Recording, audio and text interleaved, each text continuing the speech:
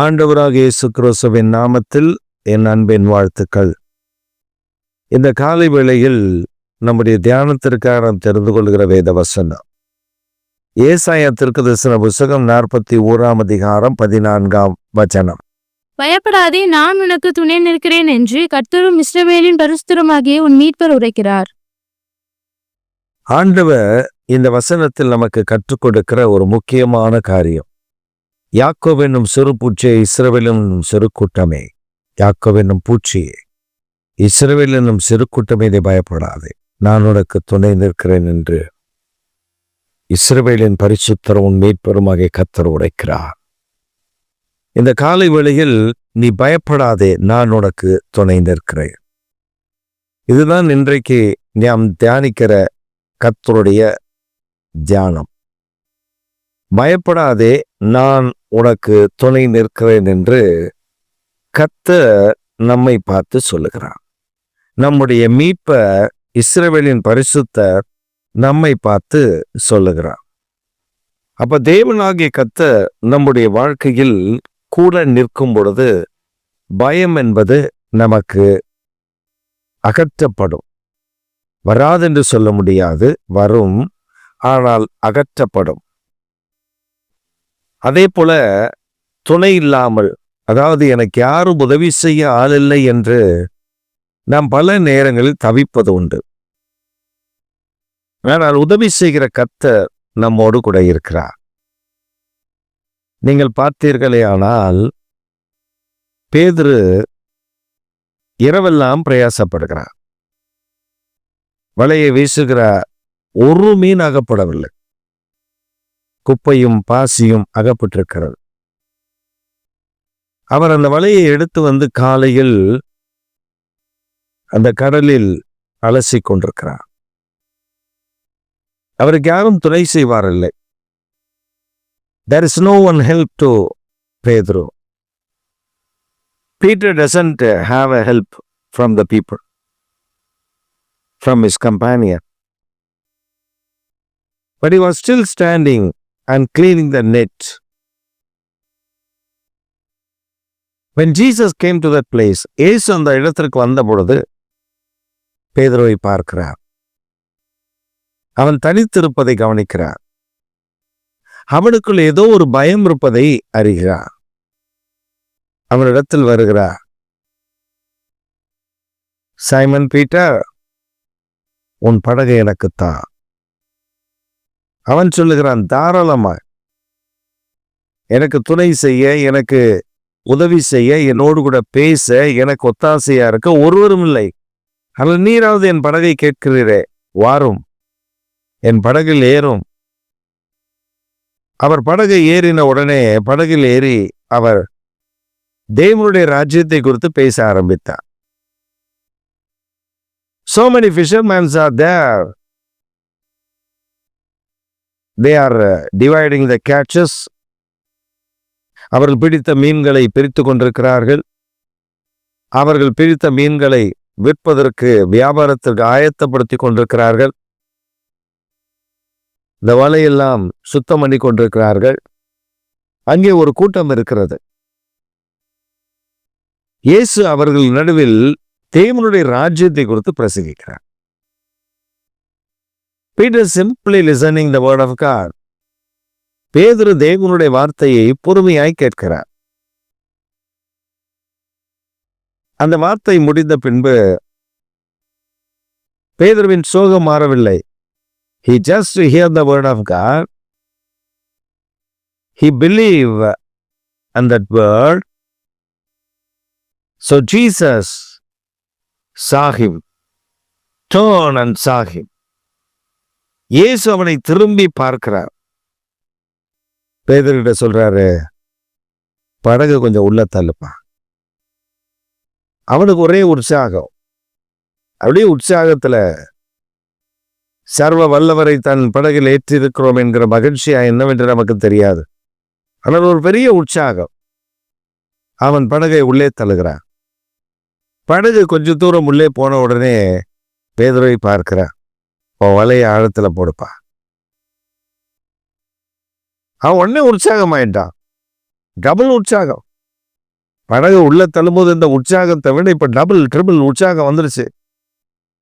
தலைவர் போட சொல்லிட்டாரு, சர்வ வல்லவர் போட சொல்லிட்டார், மேசியா போட சொல்லிட்டார், ரட்சகர் போட சொல்லிட்டார், மீட்பர் போட சொல்லிட்டாரு, ஏசு கிறிஸ்து என்னை போட வலையை வீச சொல்லி இருக்கிறான்னு அவன் மேல கொண்டு அந்த வலையை வீசுகிறான். அவ்வளவுதான்.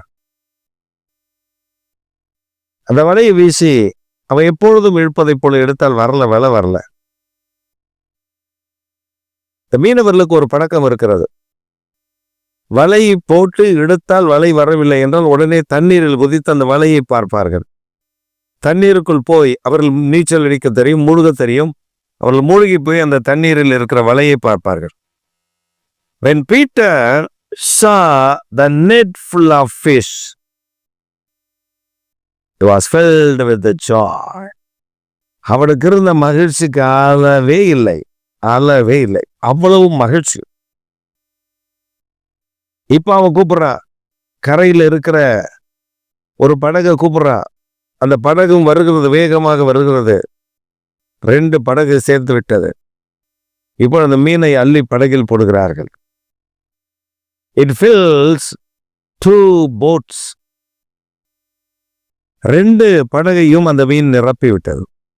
எவ்வளவு பெரிய சந்தோஷம், ஆனந்த களிப்பு. ஒரு இரவெல்லாம் நான் பிரயாசப்பட்டேன். I didn't get a single fish. I didn't get anything. But when my Savior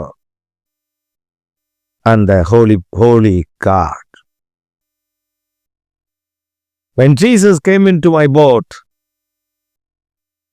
என் மீட்பரும் பரிசுத்தரும் என் படகில் வந்த பொழுது என் படகு வெறுமையாய் இருக்கவில்லை. He filled my boat with the fish, full of fish. படகு அமிழத்தக்கதாக. இதற்கு மேல் என்ன, படகு முழுகி போய்விடும். அவ்வளவு மீன்களை அவர் கொடுத்தார். இன்றைக்கு உங்கள் படகும், உங்கள் வாழ்க்கையும், உங்களுடைய வேலையும், உங்களுடைய பிசினஸும், உங்களுடைய தொழிலும், உங்களுடைய குடும்பத்திலே வறுமை இருக்கிறதா? நான் பிரயாசப்படுகிறேன், நான் ஓடுகிறேன், உழைக்கிறேன், இதை செய்கிறேன், அதை செய்கிறேன், but I didn't get any blessings. I didn't get anything in my life. I feel very emptiness. நான் மிகவும் வெறுமையாக உணர்கிறேன். அப்படி உணர்கிறீர்களா? உங்க படகு வெறுமையாக இருக்கா? உங்க வீடு வெறுமையாக இருக்கா? உங்க தொழில் வெறுமையாக இருக்கா? உங்க வேலையில வெறுமையை உணர்கிறீர்களா? நான் எவ்வளவோ பிரயாசப்படுகிறேன், பட் ஆனால் நான் வெறுமையை உணர்கிறேன். நீங்கள் அப்படிப்பட்ட வெறுமையை உணர்கிற கர்த்தருடைய பிள்ளையாயிருந்தால் இந்த செய்தி உங்களுக்குத்தான். என்ன வந்தாலும் வெறுமையை உணர்கிறேன், ஆசீர்வாதங்கள் வருவது இல்லை, நான் ஒரு வெறுமையை உணர்கிறேன். இன்றைக்கு உங்கள் மேல் சர்வ வல்லவருடைய பார்வை பட்டிருக்கிறது. அவர் எத்தனையோ மீனவர்கள் அங்கே இருந்தார்கள் இல்லையா? அங்கே எத்தனையோ மீனவர்கள் இருந்தார்கள். எத்தனையோ மீனவர்கள் அவர்கள் மீன்களை பிடித்திருப்பார்கள், பிடிக்காமல் இருப்பார்கள். படகை வலையை அலசி கொண்டிருப்பார்கள், வலையை சுத்தம் பண்ணி கொண்டிருப்பார்கள், வலையை அறுந்ததெல்லாம் அவர்கள் தைத்து கொண்டிருப்பார்கள். So many works done in that seashore. With God's eye went to see Peter. கர்த்தருடைய கண்கள் பேதுரு மேல் போனது. இன்றைக்கு கர்த்தருடைய கண்கள் உங்கள் மேல் வந்திருக்கிறது. He will see you. உங்களை அவர் நினைவு கூறுகிறார். பேதுருவை நினைவு கூர்ந்த கர்த்தர் உங்களை நினைவு கூறுகிறார். உன் படகில் அவர் வந்து அமர்ந்து விட்டார். இது என்ன? படகு அமிழத்தக்கதாக ஆசீர்வாதங்கள், படகு அமிழத்தக்கதாக நன்மைகள். அதனால தான் சொல்ற, பயப்படாதே, பயப்படாதே, நான் உனக்கு துணை நிற்கிறேன். உன் நண்பர்கள், உன் சிநேகிதர்கள், உன் குடும்பத்தார், உன் உற்றார், உன் உறவினர்கள் உன்னை கைவிட்டிருக்கலாம். நீ நம்பினோர் உன்னை கைவிட்டிருக்கலாம். உன் பெற்றோர், உன் பிள்ளைகள், உன் மனைவி, எவர் வென்றாலும் உன்னை கைவிட்டிருக்கலாம். உன்னுடைய சொந்த சகோதரர் இரத்தம் கைவிட்டிருக்கலாம். ஆனால் இயேசுவின் கண்கள் உன்மேல் பட்டிருக்கிறது. அவர் உன் படகில் வந்துவிட்டார். இனி என்ன பயம்? இனி என்ன கவலை? அவர் உனக்கு துணை நிற்பார். அவர் சொல்லுகிறதை மாத்திரம் நீங்கள் செய்க, உங்கள் படகு நிரம்பும். இன்றைக்கு ஒரு அற்புதத்தை அவர் உங்களுக்கு செய்ய போகிறார். இதுவரை கவனிப்பற்றார் போல, கவனிப்பில்லாதவர்கள் போல, உங்களை யாரும் அக்கறையோடு கவனிக்காதவர்கள் போல கைவிடப்பட்டிருக்கலாம். இன்றைக்கு இதனால குறித்துக் கொள்ளுங்கள். இன்றைக்கு கர்த்தருடைய கண்கள் உங்கள் மேல் பட்டிருக்கிறது. அவர் உங்களை நினைவு கூர்ந்திருக்கிறார். அவர் உங்களை கடாட்சிக்க அவர் ஆயத்தம் உள்ளவராயிருக்கிறார். உங்கள் படகில் அவர் வந்துவிட்டார். இனி அற்புதம்தான். ஆமென்.